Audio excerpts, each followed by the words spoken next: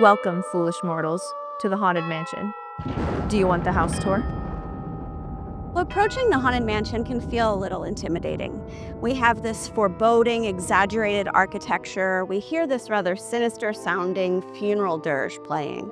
But in reality, this is a happy place. This is a retirement community where our ghosts are happy to welcome new friends. So as you proceed through the attraction, what started off as that sinister funeral dirge changes a few times before ending here in the graveyard scene with a rather celebratory feel.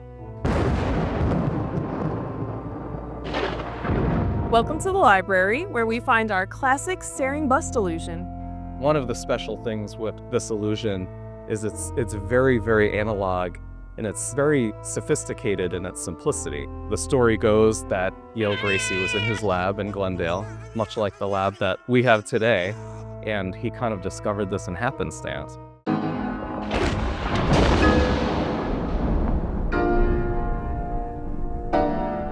We're currently in the endless hallway, in which you might notice some luggage. One of my first projects on the set decoration team with WDI was that I got to help move in the Hatbox Ghost. I procured real luggage from the 17th and 18th centuries. I had them mold and cast in fiberglass, and then I scattered them around him and down the endless hallway. One of the biggest parts of set decoration and props is artificial foliage. And normally with artificial foliage, we want it to look as alive as possible, but for a scene like this, we really want it to look dead. One of my favorite things about our classic attractions is our use of reactive or free animation. That's when an object is rigged to move as a result of another object moving it. In this case, the man in the coffin is pushing up, causing the candlesticks to shake. It gives you the impression or illusion that that candlestick may fall off the coffin. Goblins and ghoulies from last Halloween, awaken the spirits with your tambourine. This scene has a lot of significance for us as illusion designers.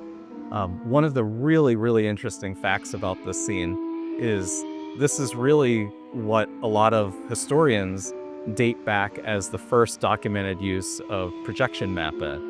Projection mapping is used all over the world these days, but it all dates back to here over 50 years ago, which is pretty amazing. Around 2007, Imagineers found a way to lift her off the table and add that extra bit of magic.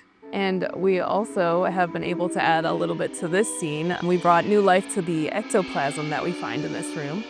Wow, well here we are in the grand ballroom scene in the Haunted Mansion. This is kind of the thing that started it all for us, right? Definitely. I think this is one of my favorite scenes in any attraction we have, really, and a huge inspiration for why I wanted to be an Imagineer, as I think for many of us. And I think it's a testament to Yale Gracie and the genius of his work in creating this scene. To this day, we have the largest installed version of this effect, too, which I think is pretty awesome. The Haunted Mansion is the attraction that I credit as making me want to be an Imagineer. When I was 12 years old, I was lucky enough to be able to come down here and learn from the Imagineers who built this attraction, and I treasure that memory always. I do. I did.